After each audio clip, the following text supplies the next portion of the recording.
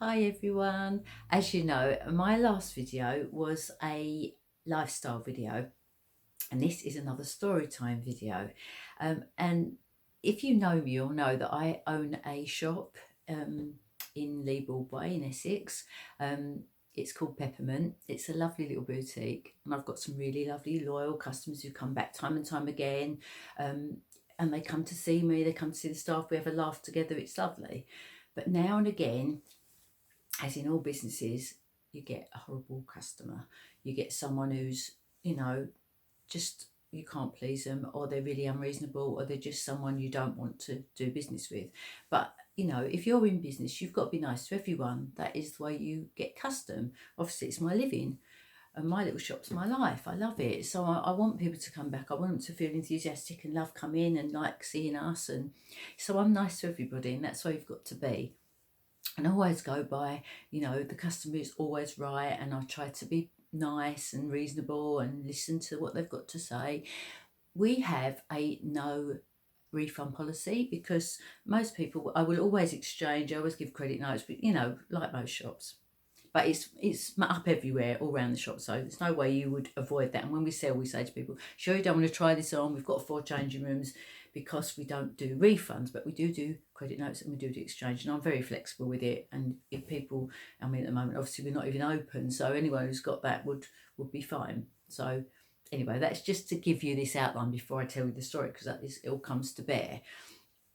Well, this happened about September last year. I think we were open. We'd reopened, I think it was then. This particular customer, she had been in before, and she's always had a bit of an attitude problem. So she did tend to not say please and thank you. Most people do, but sometimes if you're a bit harassed, you might forget. But she was a bit rude like that. She was hard to please, but then, she's got high standards. I understand that.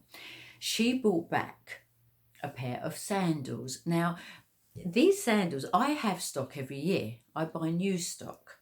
And anything old stock, you would, if there's anything left, which there really is, that would go in the sale. And sale stuff is only exchange anyway.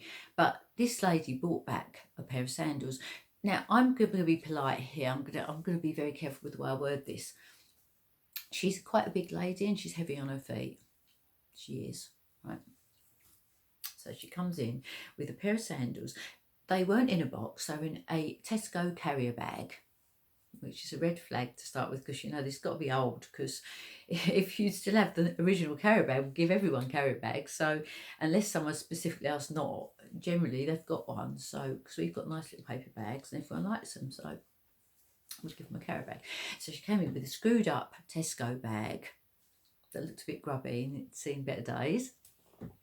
And she banged it down on the counter with a face like thunder, no hello, no nothing. And she said, I want to bring these back. And she looked at me like that. That was the look. It was an antagonistic look. And I went, oh, really? Oh, right, okay. Like you do.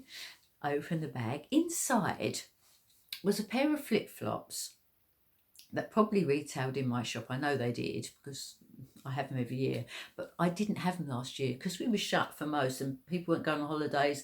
I actually didn't have any flip-flops. I had sliders and things, but I didn't have a range of flip-flops that I always stock. The last time I'd had those flip-flops in the shop was the previous year. So bear in mind, if you bring something back, you've got 14 days to return it. If it's faulty or not fit for purpose, obviously, if it's a little bit longer or something's wrong with it, that's fine. But within a reasonable time period, not a year later, they're a pair of flip-flops for 10 quid. You know what I mean? So you're not talking about a lot of money. They might have been 12 quid. They're cheap. They're good flip-flops actually. They're good quality, but they're just flip-flops. They're not meant to be hard wearing. They're meant to go down the beach or walk about in the summer or in your garden.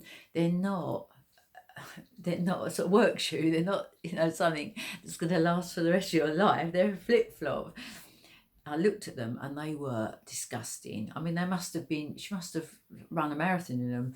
Honest to God, they were filthy. They had half the little diamonds missing. They were covered in dirt and sand. She'd obviously been down the beach walking a dog or something in them, or to the woods. They were filthy, and she went, they're broken, the thong's broken. but I haven't had them long. So I said, oh, right, okay. And I thought, well, she has had them a long time. And I haven't even got any. I said, well, actually, they're last year's stock. I know I haven't. They are not. She said, oh, they're not. I said, oh, well, they are. I'm sorry, I don't want to argue with you, but they are my last year's stock. So they're quite old now. Really, that is normal wear and tear for a pair of flip-flops, especially if you've been wearing them a lot. You know, I can't really do a lot about that, you know. Well, I think that's disgusting. I think it's disgusting. This shop's rubbish. You should be giving me a new pair of flip-flops. You should be giving me my money back.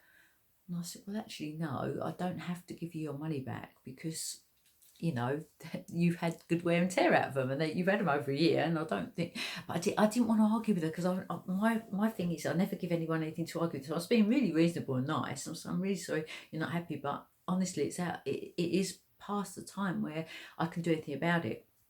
With that, she picked up the bag with the flip-flops in it and she threw it up the shop, to the edge of the shop. It hit the wall and it ricocheted off. I mean, there was other people in there. Like, there was other customers. It was Saturday, you know, it was really busy. They all looked round. Everyone sort of went quiet, you know. It was so embarrassing. This pair of flip-flops flew out the Tesco's bag. They were all over the floor. She went, that's disgusting. Do something about it. She pointed in my face, like, you should do something about it. I want to speak to the owner. So I said, well, I am the owner. So, you know, I'm sorry, that is it. That's my last one. That's it. That's it. I'm never shopping in here again. I was so wanted to say, good, please don't bother coming back because you're a pain in the arse, to be honest. You know, I don't really want you to ever come back again. But she did. She took them off. And this is she's a funny person anyway. And I know she's not going to watch this, so I don't really care. And even if she did, I wouldn't care because I know she's never going to come back. And then she picked the flip-flops up, went back up the shop and picked the flip-flops up, put them back in. So I don't want them. You can put me in your bin. So I went, okay. I just stood there, and everyone in the shop was like, you know, when there's a fuss and everybody doesn't know where to look and they're all pretending they haven't heard, but then after them they're really excited to find out what's going to happen next. Because I was thinking, oh, Jesus, she's not going to hit me, is she? Her face was like a big red blob and she was like, well, over a pair of 10 quid flip-flops. I wouldn't mind, but I know she's got a few bobs. She's bloody BMW parked up the wrong way. She's not poor. And then she said, this